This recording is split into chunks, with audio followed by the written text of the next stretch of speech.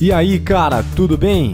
Hoje nós vamos conversar um pouquinho sobre um assunto que despenca em prova, síntese proteica. Nós vamos falar da formação de proteínas. Seja bem-vindo, mais uma aula com o professor Fábio Recanello.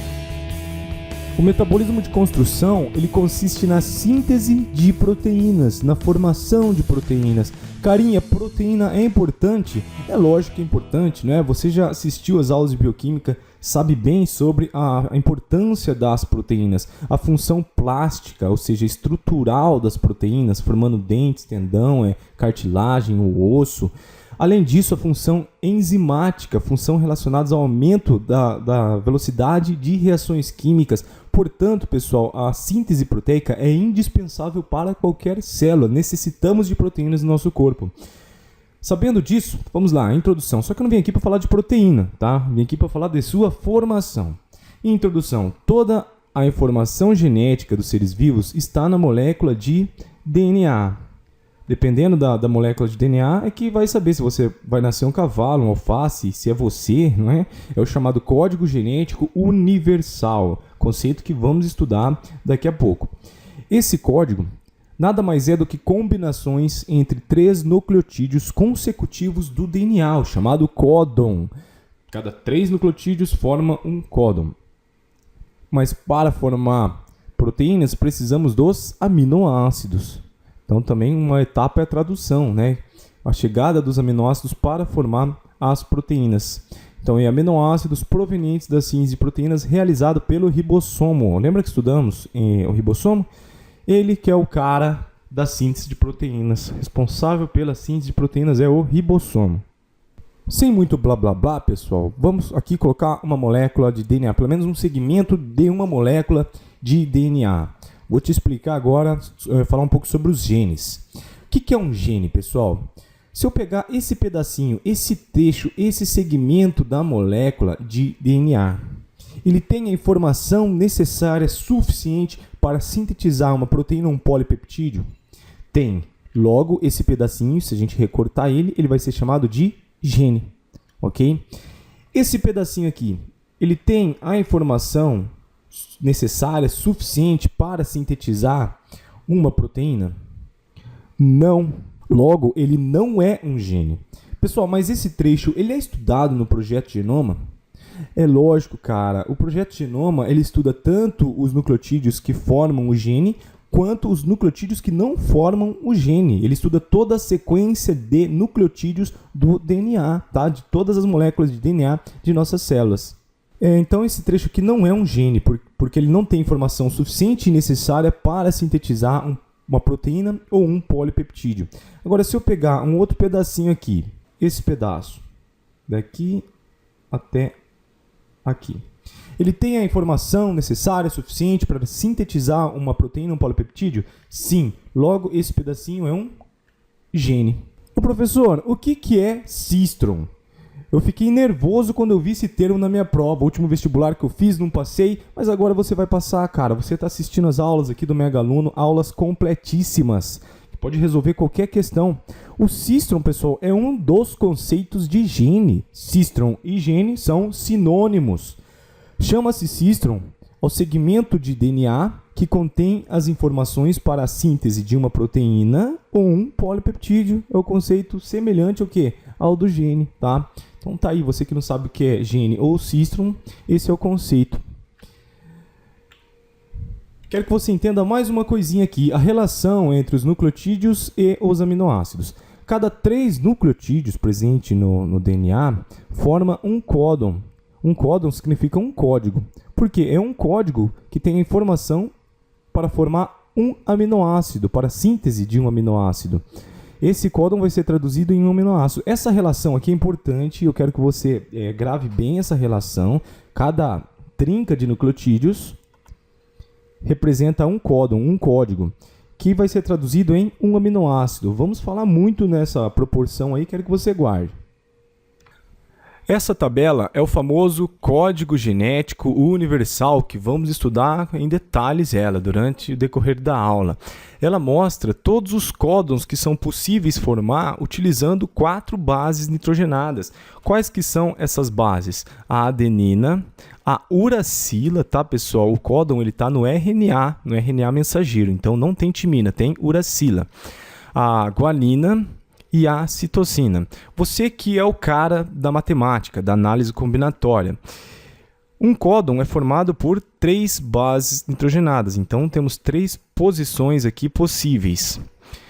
Essa posição aqui pode ser adenina, pode ser uracila, pode ser a guanina ou pode ser citosina. Então temos 4 possibilidades. Aqui, mesma coisa, adenina, uracila, guanina e citosina, 4 possibilidades. Aqui também pode ser qualquer uma das 4 bases, não é? 4 possibilidades. Logo, se você multiplicar aqui, 4 vezes 4, 16, 16 vezes 4, 64. Então existem, pessoal, 64 códons. O código genético, então, ele é formado por 64 códons, utilizando aqui a primeira base, no caso, aqui a segunda base e aqui a terceira base. Lembra, códon é uma trinca de bases nitrogenadas. Se você contar, aqui é 1, 2, 3, 4, vai dar o quê? Vai chegar a 64 possibilidades, então. Etapas da síntese proteica. Tudo começa lá no núcleo, né? Porque o núcleo é o depositário do DNA. Então tá aqui o DNA bonitinho, nós vamos formar uma proteína a partir dele. Só que, pessoal, o DNA, ele não sai do núcleo e a síntese proteica ocorre lá nos ribossomos, ou seja, no citoplasma, fora do núcleo. Então nós vamos entender o quê? Que tem a primeira etapa. O DNA ele vai dar origem ao seu mensageiro. Olha que interessante, ele vai dar origem a um mensageiro para um processo de transcrição, que é a primeira etapa da síntese proteica. Vamos entender a transcrição? A transcrição, pessoal, é o DNA dando origem ao RNA, o RNA mensageiro.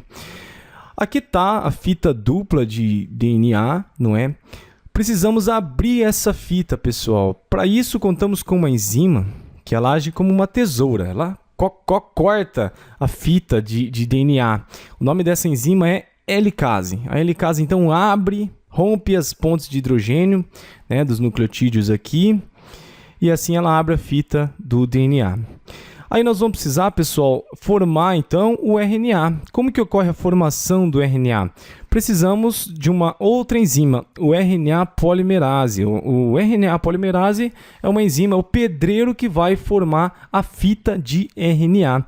Só que, pessoal, para formar a fita de RNA, nós temos que ficar atento com a complementaridade das bases nitrogenadas, né? No lugar do A, coloca o U no RNA. No lugar do G, coloca o C. Só tomar cuidado que no lugar do A do DNA você tem que colocar o U no RNA. Nós vamos praticar muito isso aqui. Só para você entender, pessoal, que a transcrição precisamos de 2 enzimas. A helicase para abrir a fita de DNA e a RNA polimerase para construir a fita de RNA. Agora passamos então para não passamos para a segunda etapa ainda não. Esse RNA que é formado, que acabou de ser formado, ele é chamado de RNA pré-mensageiro. Por que pré-mensageiro? Vamos dizer que é um RNA bruto, pessoal. Esse RNA aqui é um RNA bruto, ele precisa sofrer uma lapidada.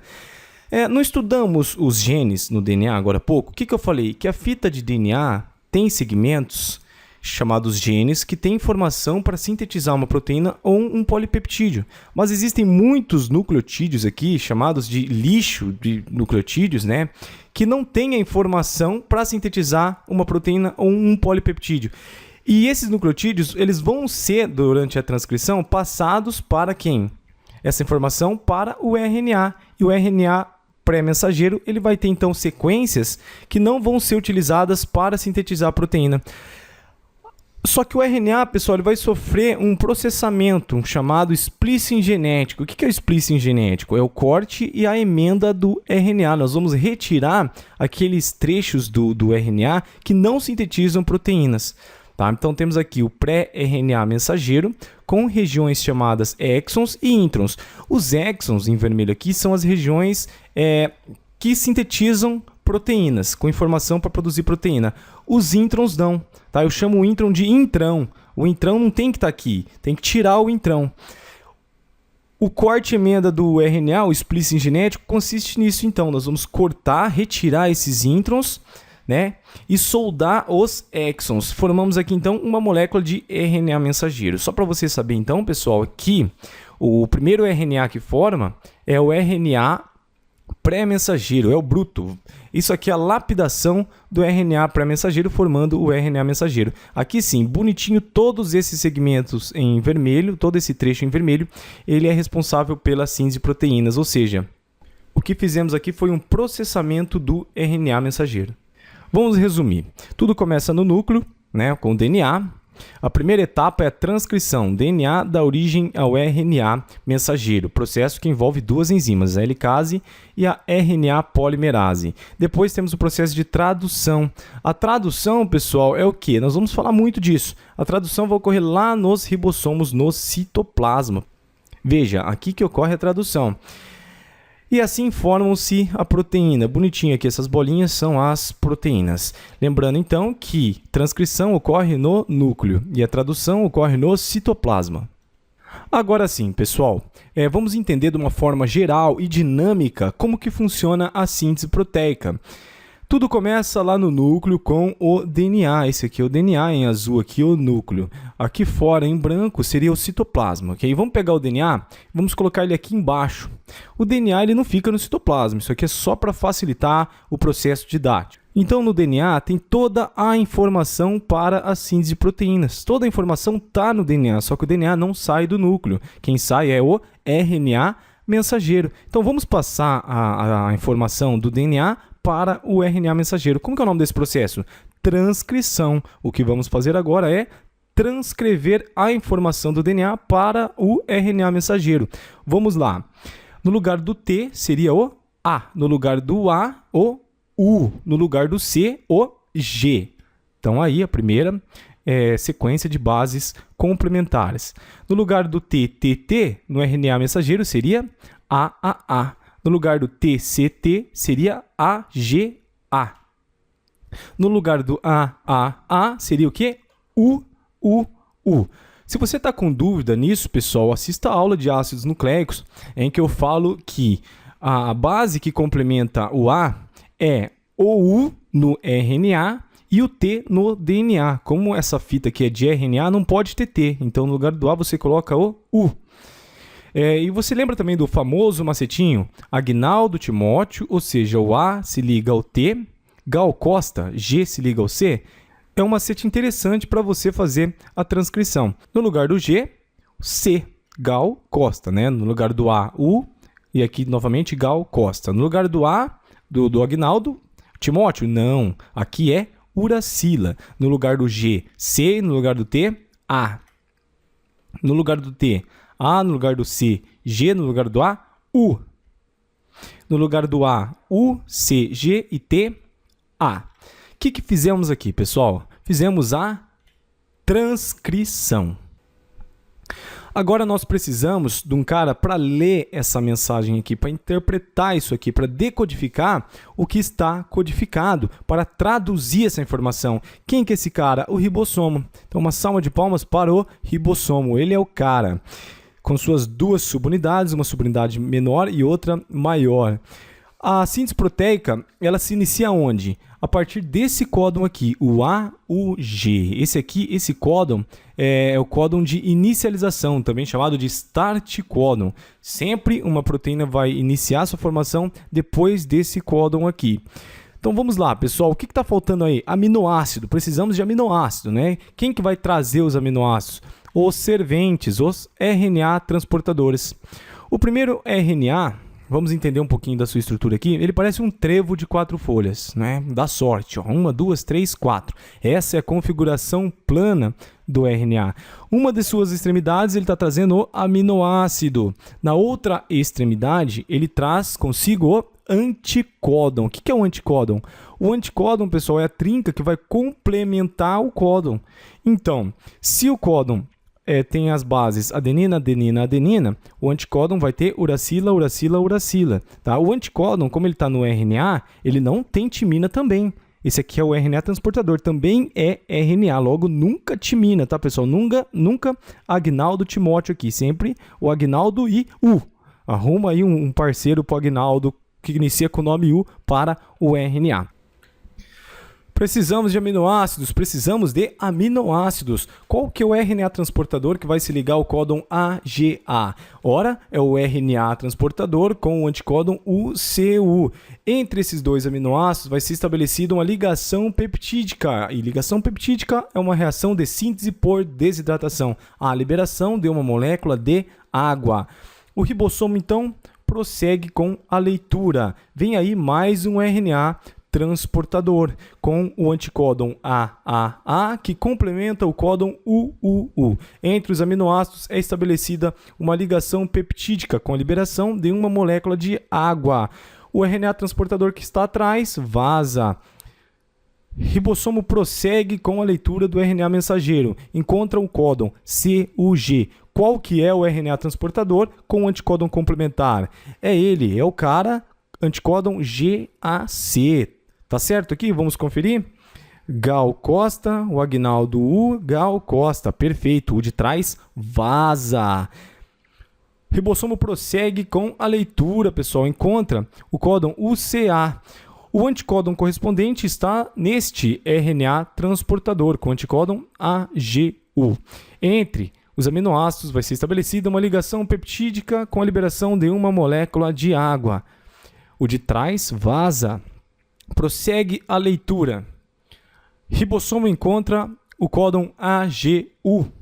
Vem aí o RNA transportador com o anticódon UCA, o anticódon complementar. Entre os aminoácidos vai ser estabelecida uma ligação peptídica com a liberação de uma molécula de água. Pessoal, isso vai até quando, meu Deus? Até o ribossomo encontrar o códon UGA.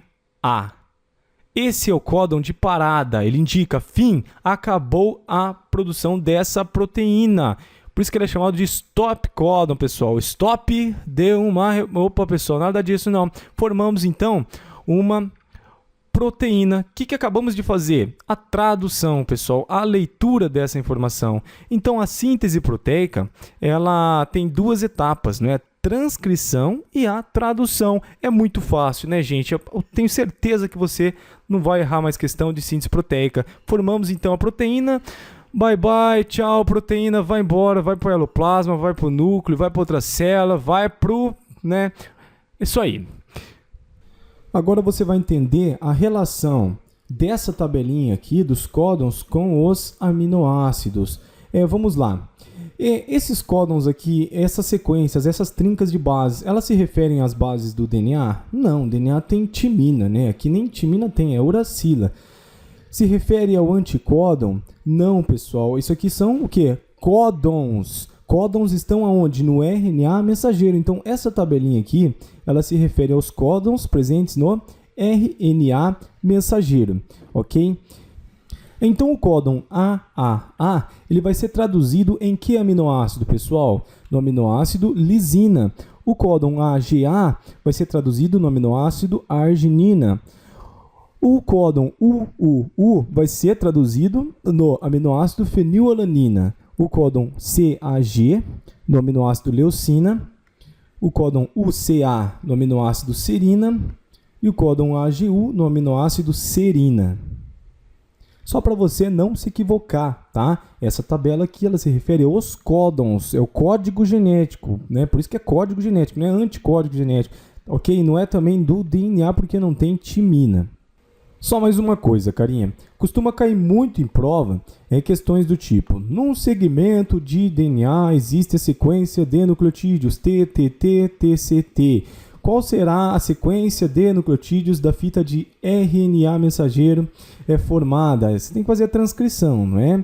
Muito fácil. A seria AGA. Mas ele pode dificultar um pouquinho. Ele pode falar: um determinado RNA transportador, ele se liga ao códon por meio do anticódon UUU. Qual seria a trinca de bases do DNA que deu origem ao códon? Aí você tem que fazer o processo reverso. A dica que eu dou, pessoal, é sempre ache o códon, porque o códon está no meio do anticódon e do DNA. Se você tem o códon, você pode facilmente achar o anticódon e facilmente achar o DNA que deu origem a esse códon. Então, se o anticódon é UUU, você faz o processo reverso, acha que a mensagem do códon, né, que seria AAA. Daí, encontrou o códon, fica fácil. Por quê? Porque daí é só passar para o DNA. Seria no lugar do AATTT. A gente vai resolver muitos exercícios no site Mega Aluno, tem muitos comentários meus de questões desse tipo. Se você não entendeu, acesse meus comentários nas questões, que com certeza isso aqui vai ficar muito claro na sua cabeça. Vamos às questões cabeludas. Olha só a primeira. Por que o código genético é universal? Ele é universal, carinha, porque esses códons eles vão ser traduzidos pelos ribossomos sempre nos respectivos aminoácidos. Por exemplo, o códon CCU ele vai ser traduzido pelo ribossomo sempre no aminoácido prolina, independentemente da espécie. Se ele encontrar esse códon aqui numa alface, numa goiaba, numa bactéria, num fungo, seja o que for, sempre ele vai traduzir no aminoácido prolina. E assim vai, pessoal. Por isso que o código genético é universal. Veja só. Afirma-se que o código genético é universal porque os códons têm o mesmo significado em quase todos os organismos. Assim, o códon AAU codifica o aminoácido asparagina, tanto em um ser humano como em uma bactéria, como o Streptococcus. Aí você pergunta, mas como que pode, professor? Então produzimos as mesmas proteínas com a bactéria? Não é isso que eu estou falando, carinha. As bactérias produzem proteínas diferentes. Por quê? Porque o que muda é a sequência de códons no RNA. Por exemplo, a bactéria vai ter a sua sequência de códons lá na fita de RNA e as nossas células vão ter a nossa sequência de códons na fita de RNA mensageiro. Então, o que muda é a sequência desses códons, mas o códon em si ele vai ser traduzido sempre no mesmo aminoácido. E claro que essas combinações levam à formação de proteínas possibilidades infinitas. A segunda perguntinha cabeluda. Por que o código genético é redundante ou degenerado? Pessoal, o que é redundante? O meu pai é redundante. Ele fala sempre a mesma coisa. Ele fala sempre a mesma coisa. Isso é ser redundante. Um exemplo aqui de redundância. Olha a prolina. Ele fala CCU, tá falando prolina. Fala CCC, tá falando prolina. Fala CCA, tá falando prolina. Fala CCG, tá falando prolina. Mesma coisa aqui, fala CGU, tá falando arginina. E aí vai, temos vários exemplos nessa tabela, não é? Então é verdade, pessoal, o código genético ele é redundante e degenerado sim, porque existem vários codões. Codões são códons, tá? Pode aparecer esse termo aqui, codões. Então, porque existem vários códons que codificam o mesmo aminoácido. E isso explica por que o código genético é redundante. Vários códons, mais de um códon, o mesmo aminoácido. Logo, o código genético é ambíguo. O que é ambíguo? Ambiguidade, admitir mais de uma interpretação, talvez dupla interpretação. Carinha, o código genético não é ambíguo. Vou te dar um exemplo. Por exemplo, o códon UAU, ele codifica o aminoácido tirosina. Ele admite apenas essa interpretação. Ele é interpretado, traduzido no aminoácido tirosina. Ele pode ser interpretado também no aminoácido serina? Não, pessoal. O código genético ele não é ambíguo, ele não admite dupla interpretação, nem tripla, nem nada, tá? Somente uma interpretação, ele é certo. Logo, o código genético é ambíguo. O que é ambíguo? Ambiguidade, admitir mais de uma interpretação, talvez dupla interpretação. Carinha, o código genético não é ambíguo. Vou te dar um exemplo. Por exemplo, o códon UAU, ele codifica o aminoácido tirosina. Ele admite apenas essa interpretação. Ele é interpretado, traduzido no aminoácido tirosina. Ele pode ser interpretado também no aminoácido serina? Não, pessoal. O código genético ele não é ambíguo, ele não admite dupla interpretação, nem tripla, nem nada, tá? Somente uma interpretação, ele é certo. O códon UAU vai ser traduzido no aminoácido tirosina, sempre. Então vem aí o macacão. Não existe nenhum codão, vamos chamar de esse codão de códon, que possa codificar mais que um único aminoácido e logo nunca é ambíguo. Assim, finalizamos mais uma importante aula de biologia. Espero que você Resolva os exercícios desse assunto no site megaaluno.com.br. Esse é um tema que ele precisa ser trabalhado com questões, pois ele despenca em prova, como já falado, né, pessoal? Dúvidas no site Mega Aluno ou no meu Facebook. Pode me achar como Mega Aluno no Facebook aí, ou Fábio Recanello, você me acha fácil para tirar as dúvidas. Fique à vontade e, se Deus quiser, a gente se vê numa próxima aula aí, quem sabe, aula de bioenergética. Fique com Deus, até mais.